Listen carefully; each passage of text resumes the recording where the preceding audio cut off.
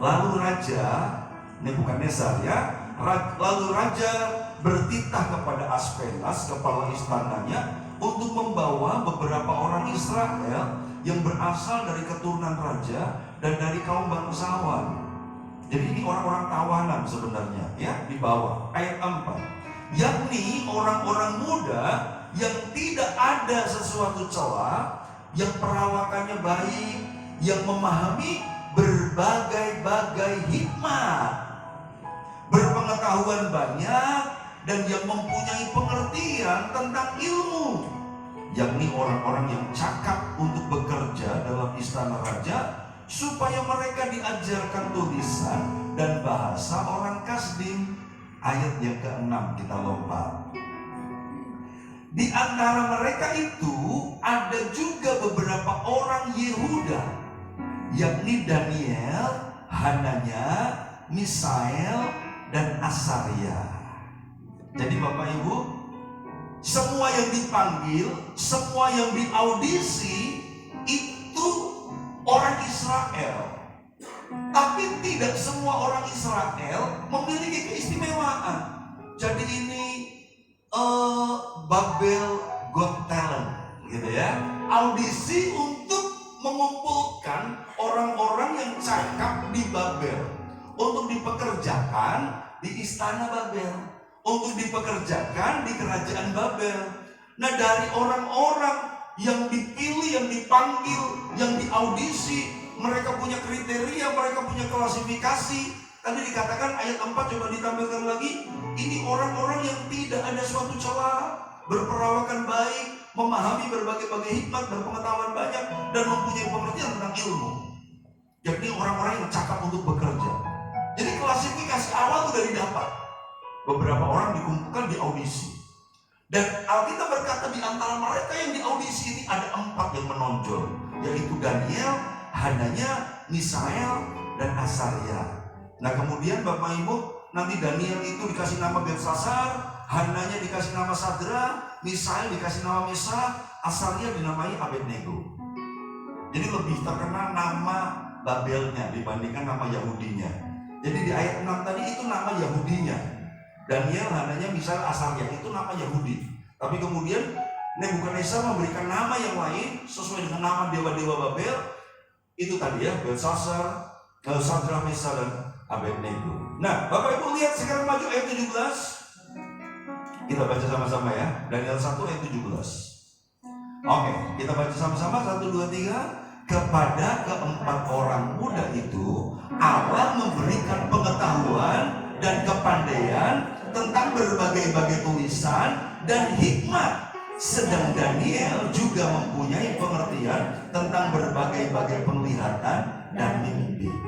Nah Bapak Ibu, Daniel belum kelihatan prestasinya ya. Daniel belum kelihatan keputusannya.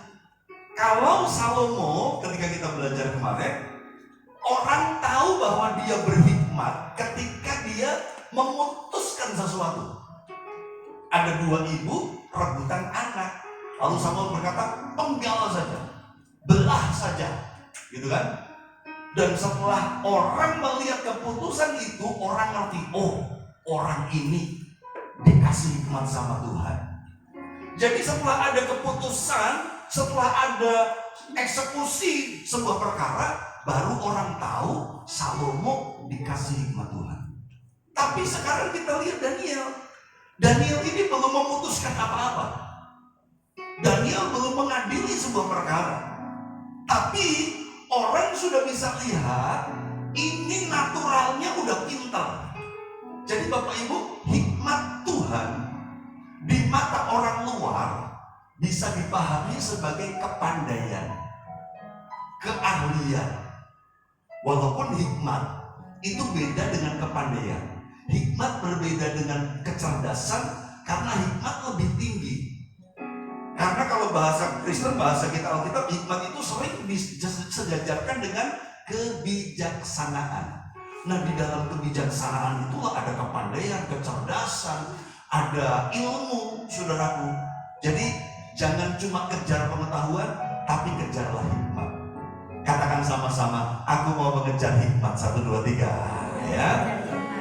Jadi bukan sekedar pengetahuan, jangan hanya kepandaian, jangan hanya intelijensia.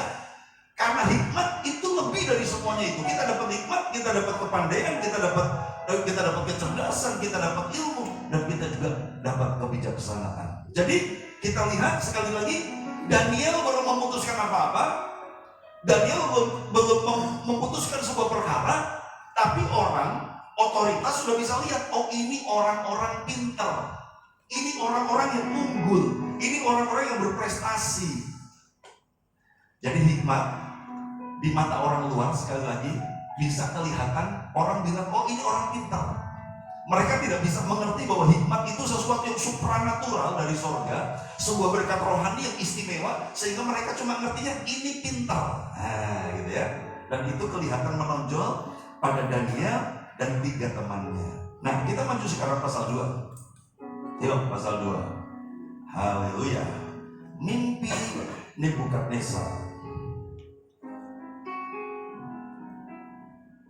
Jadi rupanya hikmat itu orang bisa lihat, saudara ya. Kita belum ngomong, kita belum memutuskan sesuatu, orang udah bisa lihat ini orang istimewa. Gitu. Nah, mari saya berdoa supaya itu ada pada anak-anak Tuhan di Karisma. Bapak Ibu tahu lagu yang baru saja kita nyanyi tadi, Bapak Ibu nggak akan dapat di YouTube. Bapak Ibu nggak akan dapat di rekaman-rekaman yang lain. Karena itu lagu dikasih Tuhan sama Ardi Firmansyah. Ya, saya berdoa supaya ini 3 anak muda yang di depan ini, Ferry, Bidi, Tuhan akan kasih lagu buat kalian. Hidup dalam penyembahan. Haleluya, puji Tuhan. Ya, puji Tuhan. Karena Tuhan pernah kasih lagu sama Andre Sititonga, dan itu bagus sekali. Dan hari ini Tuhan kasih lagu sama Ardi Firmansyah. Jadi Bapak Ibu fresh from the heaven, asli dari surga. Ya, bahasanya Pak Beliar Kauntuk, itu lagu di-download dari surga. Lagu itu sudah ada. Tapi ketika Tuhan memberikan sesuatu kepada kita, itu lagu itu di-download dan kemudian diberikan. Aplikasinya rupanya beberapa orang. Jadi ini lagu tadi, itu lagu yang dikasih Tuhan kepada Ardi Firmansyah. Ya, tentang hikmat Tuhan. Saya berdoa akan muncul kreativitas televisi yang berikutnya, dan saya mengucap syukur untuk hal itu. Ya, Daniel 2 ayat 1. Nanti kita mau nyanyi lagi setelah selesai firman. Ya, mimpi Nebukadnezar. Pada tahun yang kedua pemerintahan Nebukadnezar, bermimpilah Nebukadnezar. Karena itu hatinya gelisah dan ia tidak dapat tidur. Ini mimpi yang membuat gelisah. 2. Lalu raja menyuruh memanggil orang-orang berilmu, ahli jambi, ahli sihir, dan para kasdim, untuk menerangkan kepadanya tentang mimpi itu. Maka datanglah mereka dan berdiri di hadapan raja. Kata raja kepada mereka, aku bermimpi dan hatiku gelisah karena ingin mengetahui mimpi itu. Lalu berkatalah para kasdim itu kepada raja dalam bahasa Aram, ya raja, kekalah hidupmu, ceritakanlah kepada hamba-hambamu mimpi itu, maka kami akan memberitahukan maknanya. Tetapi raja menjawab para kasdim itu, aku telah mengambil keputusan, yakni jika kamu tidak memberitahukan kepadaku mimpi itu dengan maknanya, maka kamu akan dipenggal-penggal. Ini kalau bahasanya tuh kota robek-robek, nah gitu ya. Jadi kalau, jadi yang diminta orang-orang pintar, dukun-dukun, paranormal, ahli nujum itu diminta menceritakan mimpinya Nebukadnezar. Mereka akan coba tafsirkan, tapi Nebukadnezar, aku gak akan ngomong mimpiku. Kalian tebak mimpiku apa? Kasih tahu artinya. Bapak Ibu, nah ini baru namanya gendeng pamungkas. Saudaraku ya begitu ya, raja yang gendeng. Disuruh tebak mimpinya sekaligus artinya. Ini orang-orang pintar ditantang. Maka kamu akan dipenggal-penggal dan rumahmu akan dirobohkan menjadi timbunan puing-puing. Tetapi jika kamu dapat memberitahukan mimpi itu dengan maknanya, maka kamu akan menerima hadiah, pemberian-pemberian dan kehormatan yang besar daripadaku. Oleh sebab itu beritahukanlah kepadaku mimpi itu dengan maknanya.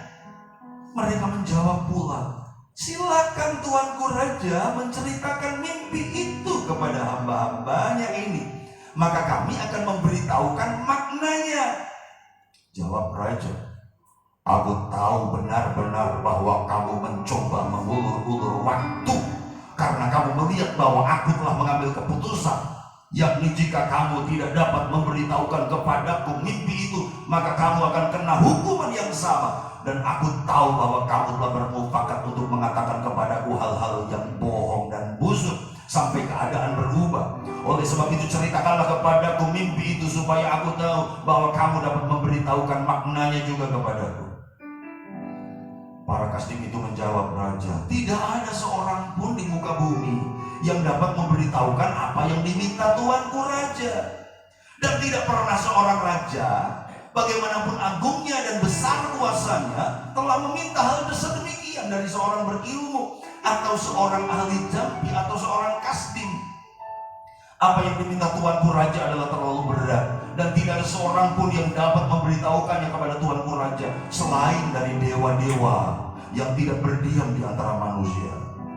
Maka raja menjadi sangat geram dan murka karena hal itu, lalu dititahkannya lah untuk melenyapkan semua orang bijaksana di Babel.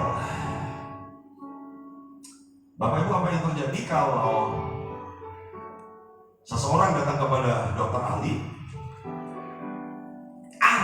lulusan Amerika, S3, mungkin dia spesialis dokter, spesialis panu purakadas, nanti saudaraku, tapi ada dokter ahli lulusan Amerika. Dan kemudian ketika seseorang datang, dokter tanya, sakit apa? Lalu pasiennya ngomong, dokter kepo amat sih, dokter kan udah sekolah, dokter kan udah sekolah, saya kan tebak dong, saya sakit apa? Masa dokter nggak tahu sih? Dari raut wajah saya, dari semua kan dokter udah tahu saya sakit apa. Loh, saya nggak bisa ngobati kalau kamu nggak cerita sakitmu. Dokter jangan gitulah, dokter ini rendah hati banget sih. Pasti dokter udah tahu karena dokter udah sekolah, tebak dong saya sakit apa, saya dikasih obat. Bapak Ibu, sepintar-pintarnya dokter, maka dia pasti akan tanya pasien ini sakit apa. Betul apa betul, Bapak? Gak mungkin dokter berkata, dari baumu kamu gak pernah mandi satu bulan, misalnya gitu, saudaraku. Itu dukun, saudaraku. Kalau dukun main tebak, tapi dokter harus tanya. Nah, ini raja dia panggil orang-orang pintar, orang-orang berilmu, saudaraku, dan raja dia berkata tebak mimpiku dan kasih tahu artinya. Dan kemudian mereka nyerah. Gak ada yang bisa lakukan itu kecuali dewa-dewa yang tidak berdiam di antara manusia.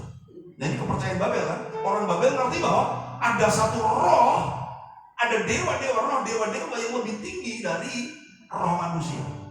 Karena roh ini punya hikmat yang lebih tinggi daripada hikmat manusia. Kita lanjutkan ayat 13. Yuk. Ketika kita dikeluarkan supaya orang-orang bijaksana dibunuh, maka Daniel dan teman-temannya pun terancam akan dibunuh. Jadi rupanya Daniel disejajarkan dengan para dukun, paranormal, dan orang-orang pintar dalam tanda kutip. Daniel sejajar, rupanya mereka ada Kementerian Perdukunan Babel. Mungkin gitu saudara, saya nggak ngerti saudara. Kementerian Paranormal Kerajaan Babel. Nah gitu ya. Kementerian. Nah Bapak Ibu ngomong tentang dukun, saya dapat sesuatu yang dahsyat di Lampung. Karena pemimpin panti pemimpin panti rehabilitasi di Lampung, Yayasan Tabib Agung, sudah almarhum saudaraku. Dia itu seorang yang berkarunia kenabian. Dan kemudian dia banyak melayani dukun-dukun di Lampung. Dan dia berkata, aku juga dukun. Nah ini pendeta, saudara, pendeta penginjil, tapi dia ngakunya dukun. Jadi masyarakat sekitar, orang Lampung ngertinya ini dukun Kristen. Tapi sama murid-muridnya dia ngomong, kamu ngerti dukun? Dukun itu duduk dengan tekun. Haleluya, puji Tuhan. Sembahyang sama Tuhan. Haleluya. Duduk dengan tekun. Wah, tak pikir ini hikmat, saudara. Bukan ngapusi, hikmat. Dan dia banyak memenangkan orang-orang yang pegang senjata, pegang ilmu, saudaraku. Ada satu kali dia ketemu dengan seseorang, jimatnya banyak.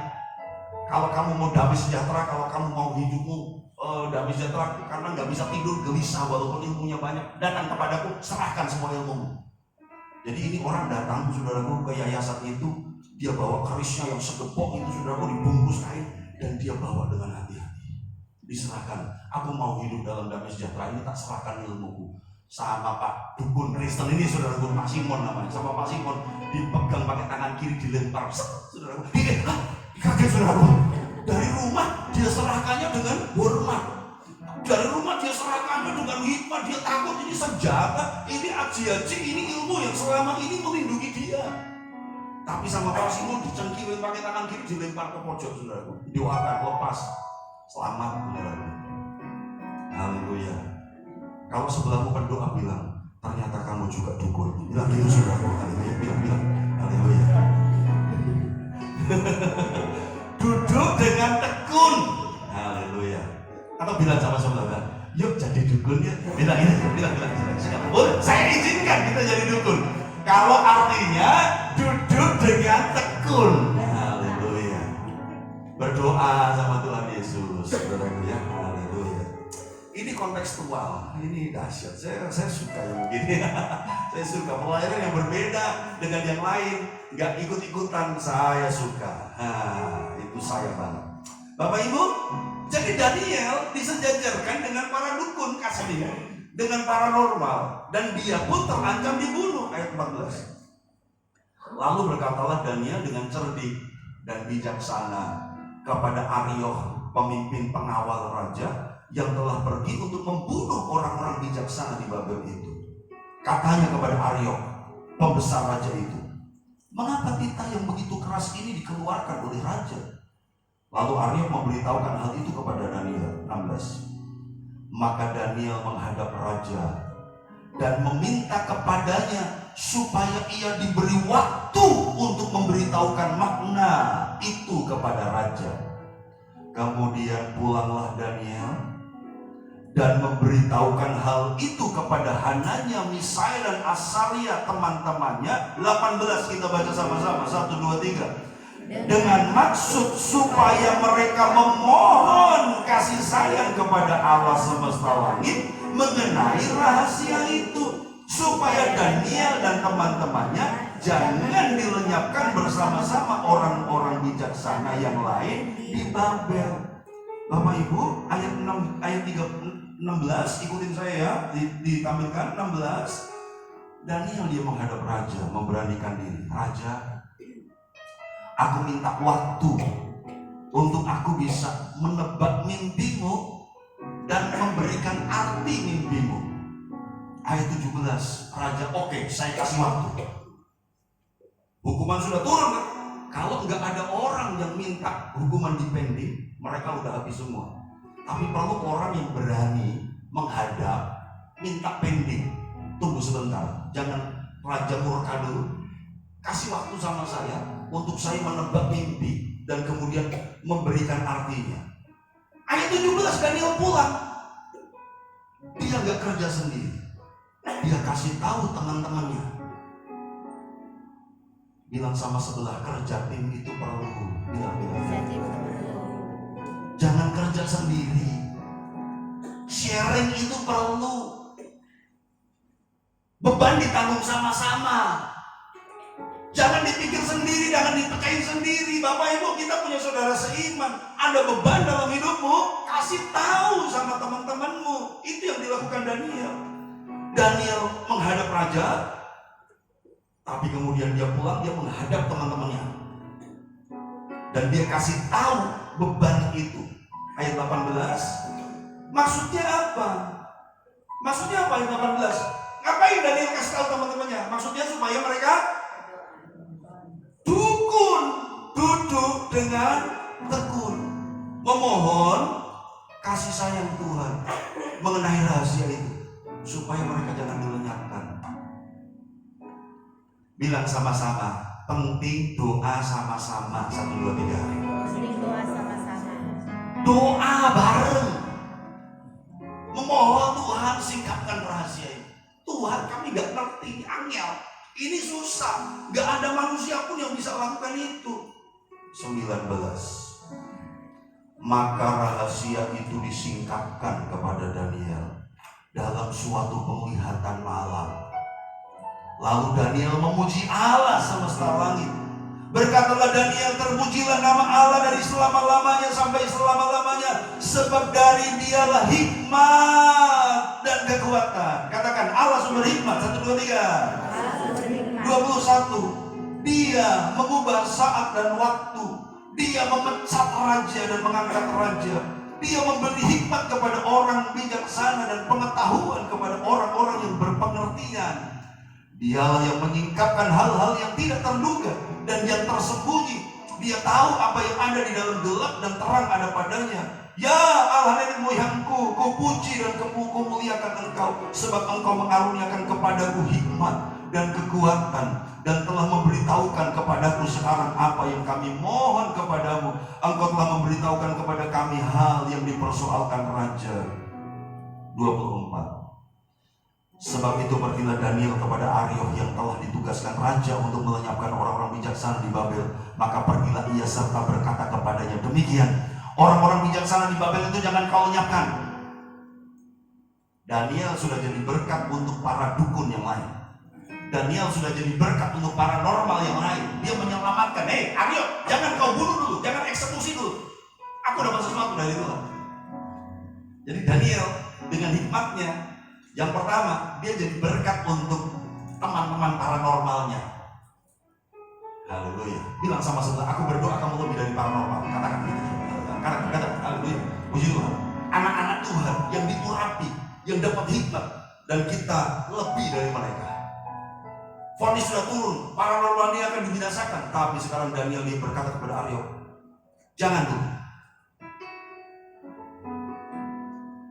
Bawalah aku menghadap raja, maka aku akan memberitahukan kepada raja makna itu. Arioch segera membawa Daniel menghadap raja serta berkata kepada raja demikian, aku telah mendapat seorang dari antara orang-orang buangan dari Yehuda yang dapat memberitahukan makna itu kepada raja. Kalau pagi hari ini engkau sedang terbuang, jangan takut. Ini Daniel orang buangan, tapi dipakai Tuhan. Kalau engkau sedang terbuang dari keluarga, dari komunitas, dari tetangga, dari apapun juga, Bapak Ibu, Tuhan bisa pakai orang buangan. 26. Bertanyalah raja kepada Daniel yang namanya Belsasar, sanggupkah engkau memberitahukan kepadaku mimpi yang telah kulihat itu dengan maknanya juga? Daniel menjawab katanya kepada raja, rahasia yang ditanyakan tuanku raja tidaklah dapat diberitahukan kepada raja oleh orang bijaksana, ahli jambi, orang berilmu, atau ahli nujum. Sama dengan dukun tadi yang jawabannya, nggak ada yang bisa lakukan itu raja. 28. Tetapi di sorga ada Allah yang menyingkapkan rahasia-rahasia. Ia telah memberitahukan kepada tuanku Raja Nebukadnezar apa yang akan terjadi pada hari-hari yang akan datang. Mimpi dan penglihatan-penglihatan yang tuanku lihat di tempat tidur ialah ini. Nah, Daniel mulai kasih tahu mimpinya. Belum artinya ya, baru mimpinya. 29. Sedang tuanku ada di tempat tidur, ya tuanku raja, timbul pada tuanku pikiran-pikiran tentang apa yang akan terjadi di kemudian hari, dan dia yang menyingkapkan rahasia-rahasia telah memberitahukan kepada tuanku apa yang akan terjadi. Adapun aku, kepadaku telah disingkapkan rahasia itu, bukan karena hikmat yang mungkin ada padaku melebihi hikmat semua orang yang hidup, tetapi supaya maknanya diberitahukan kepada tuanku raja, dan supaya tuanku mengenal pikiran-pikiran tuanku. Dan dia rendah hati, dia bilang, bukan karena aku lebih dari yang lain. Aku dapat arti ini, aku bisa nebak mimpimu bukan karena hikmatku lebih tinggi dari yang lain, tapi karena ada Allah di surga yang membuka supaya engkau tahu maknanya. Itu sesuatu yang dia akan lakukan di depan. 31. Ya raja, tuanku melihat suatu penglihatan, yakni sebuah patung yang amat besar. Patung ini tinggi berkilau-kilauan, luar biasa tegak di hadapan tuanku dan tampak mendahsyatkan. Adapun patung itu kepalanya dari emas tua, dada dan lengannya dari perak, perut dan pinggangnya dari tembaga, sedang pahanya dari besi dengan kakinya sebagian dari besi dan sebagian lagi dari tanah liat. Ini mimpinya dijelaskan sama Daniel. Sementara tuanku melihatnya, terungkit lepas sebuah batu tanpa perbuatan tangan manusia, lalu menimpa patung itu tepat pada kakinya yang dari besi dan tanah liat itu sehingga remuk. Maka dengan sekaligus dirembukannya lah juga besi, tanah liat, tembaga, perak, dan emas itu, dan semuanya menjadi seperti sekam di tempat pengiringan pada musim panas. Lalu angin mengembuskannya sehingga tidak ada bekas-bekasnya yang ditemukan. Tetapi batu yang menimpa patung itu menjadi gunung besar yang memenuhi seluruh bumi. Hikmat Tuhan tuh bisa dijelaskan detil ya, dahsyat ya. Nebak dan detil, menceritakan mimpi yang bukan mimpinya dengan detil. Saya berdoa supaya ketika orang tua punya hikmat Tuhan, engkau bisa memahami mimpi anakmu. Orang tua dengar baik-baik, anakmu punya mimpi, anakmu punya tujuan, anakmu punya visi, anakmu punya kerinduan. Dan ada banyak orang tua yang tidak bisa mendownload visi anaknya, dan kemudian dia memaksakan mimpinya, padahal bukan itu mimpi anak kita. Kalau jemaat punya hikmat, pelayan punya hikmat, dia bisa memahami mimpi gembalanya. Dia bisa mengerti mimpi itu dan kemudian dia dukung. Kalau suami punya hikmat, istri punya hikmat, maka dia bisa mengerti mimpi pasangannya. Oh, pasanganku tuh pinginnya gini ternyata. Oh, pasanganku tuh sebenarnya idenya baik, tapi mungkin langkah-langkahnya salah. Dukung mimpi pasanganmu, dukung mimpi anakmu, dukung mimpi gembalamu. Seperti saya juga mencoba memahami mimpi dari jemaat semuanya. Oh, ini pengen buka usaha ini. Oh, ini kelebihannya ini. Oh, ini dia punya pergumulan ini. Bapak Ibu, saya berdoa supaya itu disingkapkan dan kami boleh jadi gembala yang memberkati, yang menuntun, sehingga mimpimu, visimu, kerinduanmu itu bisa terjadi. Yang setuju katakan amin, saudara. Haleluya. Ya. Orang yang berhikmat dia bisa menebak dan dia bisa mengerti mimpi orang lain. Ayat 36. Itulah mimpi Tuanku yang sekarang maknanya akan kami katakan kepada Tuanku Raja. Nah, sekarang artinya 37. Ya Tuanku Raja, Raja segala raja. Waduh, Raja segala raja, King of the King. Waduh, saudaraku ya, ternyata bukan hanya di Indonesia, di Babel sudah ada sejak dulu King of the King. Haleluya, puji Tuhan. Keraton ratu sejagat. Haleluya, puji Tuhan. Sunda Empire, luar biasa. Rupanya Indonesia ini penuh dengan kerajaan. Haleluya. Sudah ada sejak dulu Pak. 37. Ya Tuanku Raja segala raja. Tapi R-nya kecil ya. Kalau Tuhan kita kan Raja segala raja, R-nya besar. Yang kepadanya Allah semesta langit telah diberikan kerajaan, kekuasaan, kekuatan, dan kemuliaan. Dan yang ke dalam tangannya telah diserahkannya anak-anak manusia dimanapun mereka berada. Binatang-binatang di padang dan burung-burung di udara dan atap. Dan yang dibuatnya menjadi kuasa atas semuanya itu. Tuanku lah kepala yang dari emas itu. Jadi dipatok emas itu, kamu kepalanya, itu kamu. 93. Tetapi sesudah Tuanku akan muncul suatu kerajaan lain yang kurang besar dari kerajaan Tuanku. Kemudian suatu kerajaan lagi, yakni yang ketiga dari tembaga, dan akan berkuasa atas seluruh bumi. Sesudah itu akan ada suatu kerajaan yang keempat, yang keras seperti besi, tepat seperti besi yang meremukkan dan menghancurkan segala sesuatu.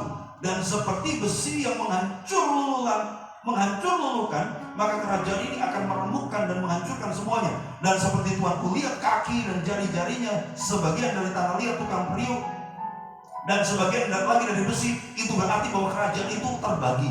Memang kerajaan itu juga keras seperti besi, sesuai dengan yang Tuanku lihat besi itu bercampur dengan tanah liat. Tetapi sebagaimana jari-jari kaki itu sebagian dari besi dan sebagian dari tanah liat, demikianlah kerajaan itu akan menjadi keras sebagian dan rapuh sebagian. Seperti Tuanku lihat besi bercampur dengan tanah liat, itu berarti mereka akan bercampur oleh perkawinan, tetapi tidak akan merupakan suatu kesatuan. Waduh, ternyata bisa orang berkawin tapi nggak jadi satu. Hati-hati yang belum nikah. Haleluya. Mereka berkawin tapi nggak jadi satu kesatuan. Kenapa? Karena besi dan tanah liat. Tetapi tidak akan berubah. Seperti besi tidak dapat bercampur dengan tanah liat. Tetapi pada zaman raja-raja, Allah semesta langit akan mendirikan suatu kerajaan yang tidak akan binasa sampai selama-lamanya. Dan kekuasaan tidak akan beralih lagi kepada bangsa lain. kerajaan itu akan meremukkan segala kerajaan dan menghabisinya, tetapi kerajaan itu sendiri akan tetap untuk selama-lamanya. Tepat seperti yang Tuhanku lihat, bahwa tanpa perbuatan tangan manusia, sebuah batu tabung dilepas dari gunung dan meremukkan besi, tembaga, tanah liat, perak, dan emas itu. Allah yang Maha Besar telah memberitahukan kepada Tuanku Raja apa yang akan terjadi di kemudian hari. Itu adalah benar dan maknanya dapat dipercayai. Sampai situ dulu. Bapak Ibu, saya nggak sedang menerangkan tentang mimpi Nebukadnezar, tapi mimpi Nebukadnezar ini itu digenapi dalam sejarah. Di saat itu Nebukadnezar, kerajaan Babel itu adalah sebuah empire, sebuah kekaisaran yang sangat besar, negara adidaya. Dan setelah Babel runtuh, muncul kerajaan yang kurang kuat. Kemudian setelah ini runtuh, muncul kerajaan yang ketiga. Nah, itu harus kita bedah dari sisi sejarah. Sejarah membuktikan nubuatan ini terjadi. Ya, tapi kita nggak akan ke sana karena kita lagi fokus soal hikmat ya. Oke, nanti Bapak Ibu baca lagi karena ini mimpinya itu mengandung arti nubuatan di masa itu. Nah, di masa kita sekarang ini sudah sejarah masa lalu. Ada 4 kerajaan yang pernah menguasai dunia yang seperti yang diceritakan ini. Oke, 46. Tinggal sedikit. Lalu sujudlah Raja Nebukadnezar serta menyembah Daniel. Baik, raja segala raja dikatakan tadi. Kenapa? Karena Raja Babel itu raja adidaya, kuat, besar. Sekarang dia nyembah Daniel yang orang buangan. Jadi jangan takut kalau kau dibuang. Haleluya. Kalau kau hidup dengan Tuhan, maka Tuhan akan mengangkat engkau sehingga orang lain takut dan gentar ketika engkau diurapi oleh Tuhan. Haleluya. Lalu sujudlah Raja Nebukadnezar serta menyembah Daniel. Juga dititahkannya mempersembahkan korban dan bau-bauan kepadanya. Berkatalah Raja kepada Daniel, sesungguhnya Allahmu itu Allah yang mengatasi segala Allah. Allah besar mengatasi Allah kecil. A-nya besar, A-nya kecil ya. Allah yang mengatasi segala Allah dan yang berkuasa atas segala raja dan yang menyingkapkan rahasia-rahasia, sebab engkau telah dapat menyingkapkan rahasia itu. Lalu raja memuliakan Daniel, dianugerahinya lah dengan banyak pemberian yang besar, dan dibuatnya dia menjadi penguasa atas seluruh wilayah Babel dan menjadi kepala semua orang bijaksana di Babel. Daniel jadi ketua dukun. Hisnana. Daniel si duduk dengan tekun ini, dia kemudian mengatasi dan dia memimpin semua divisi paranormal, dukun-dukun, ahli nujum, orang pintar, saudara, orang sakti. Daniel memimpin mereka semua. 49, yuk ini bagus. 49, baca sama-sama, 1, 2, 3. Atas permintaan Daniel, raja menyerahkan pemerintahan wilayah Babel itu kepada Sadrak, Mesak, dan Abednego, sedang Daniel sendiri tinggal di istana raja. Nah, Bapak Ibu lihat ini, setelah diangkat sama raja, setelah dimuliakan, dipromosi, Daniel nggak serakah. Dia minta sama raja-raja, boleh nggak kekuasaan yang seharusnya saya pegang itu dipegang oleh 3 teman saya. Nah, kalau udah diberkati, ingat yang lain. Haleluya. Bilang sama sebelah, kalau udah di Firdaus ingat aku. Nah, gitu kan? Gitu kan? Kan orang yang disalib sebelah Yesus itu berkata, kalau engkau sudah di Firdaus, ingatlah akan aku. Nah, gitu. Ada di antara Bapak Ibu yang sedang diberkati seperti di Firdaus rasanya. Bagi-bagilah kekuasaan, bagi-bagilah berkat sama yang lain. Gitu kan? Atas permintaan Daniel, kalau Daniel nggak minta, ya nggak dibagi-bagi. Tapi atas permintaan Daniel, raja menyerahkan pemerintahan wilayah Babel itu kepada itu tadi, Sadrak, Mesak, Abednego. Daniel ngerti, ini penyingkapan ini karena kerja tim. Jadi yang diberkati juga harus sama-sama satu tim. Dia nggak kerja sendiri, bukan dia yang hebat. Saya berdoa supaya berkat Tuhan yang dicurahkan dalam hidup saya itu juga terbagi rata untuk semua jemaat-jemaat yang setia melakukan firman Tuhan. Nah, 3 kesimpulan. Siapkan 1 Raja-Raja ya, multimedia, 1 Raja-Raja 3 ayat 12, disiapkan dulu aja, 1 Raja-Raja 3. Yang pertama, wadah hikmat itu bukan otak atau pikiran. Jadi hikmat itu sumbernya dari Tuhan, dan ketika dia mencurahkan kepada manusia, tempat penampungannya bukan otak atau pikiran kita. Karena Bapak Ibu coba pahami, dalam tubuh kita ini ada, Tuhan itu menciptakan area-area wadah. Lambung itu ada. Lambung, organ lambung kita itu ada. Kita makan, ditampungnya di lambung, diolahnya di lambung. Nah, tidak ada hikmat di lambung kita, saudaraku. Ya, tidak ada hikmat di lambung kita. Di lambung kita hanya ada makanan, air, makanan diolah.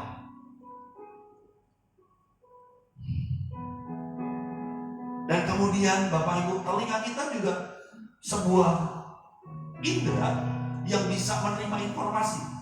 Tapi apa yang didengar itu nggak ditampung sama telinganya, itu kemudian ditampung oleh otak. Mata kita itu adalah indera di mana kita mendapatkan sebuah informasi. Tapi apa yang kita lihat, memori penglihatan kita itu disimpan di otak.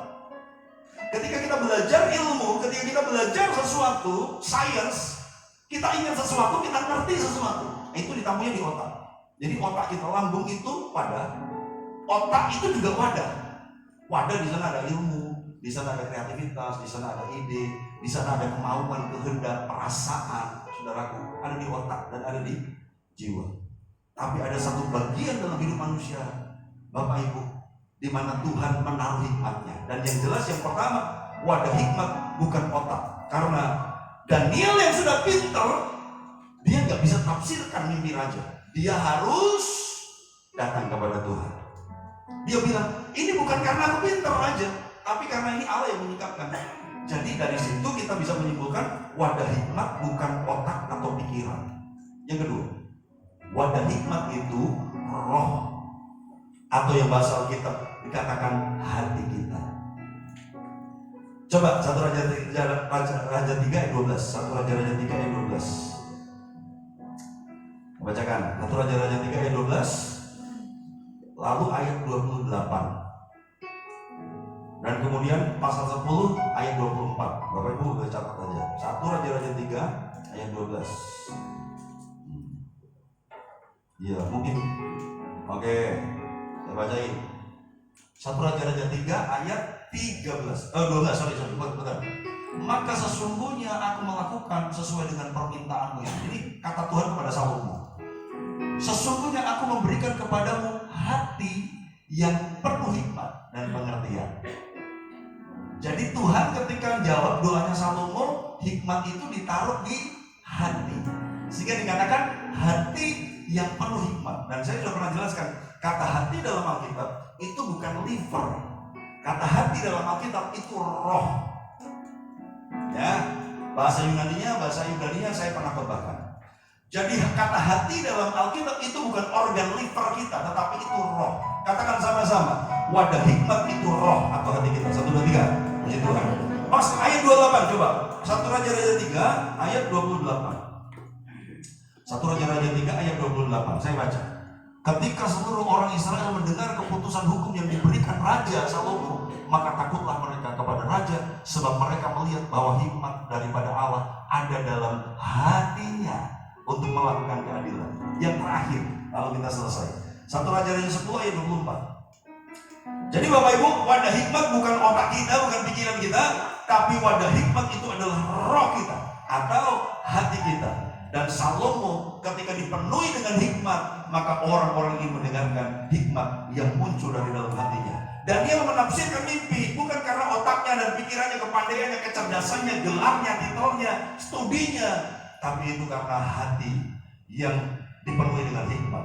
Seluruh bumi berikhtiar menghadap Salomo untuk menyaksikan hikmat yang telah ditaruh Allah di dalam hatinya.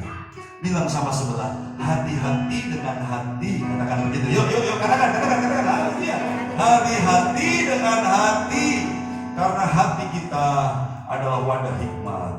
Nah, jadi yang pertama, wadah hikmat bukan otak atau pikiran kita. Yang kedua, wadah hikmat itu roh atau hati kita. Yang ketiga, yang terakhir, wadah hikmat dibuka dengan doa. Daniel pintar, naturalnya udah pintar, naturalnya udah cerdas, tapi ada sebuah persoalan yang tidak bisa diselesaikan dengan kecerdasannya. Dan satu-satunya jalan, Dia harus memohon kasih sayang Tuhan. Dia berdoa dan terbukalah wadah hikmatnya. Ketika wadah hikmat itu terbuka, maka hikmat dari sorga dicurahkan penuh atas hidupnya. Dia bisa jelaskan mimpi itu detil. Dia bisa kemudian menafsirkan dan mengartikan mimpi itu juga detil. Saya berdoa supaya kita pelihara wadah hikmat di dalam kita, yaitu hati dan roh kita. Tutup firman Tuhan. Mari kita mengucap syukur. Mari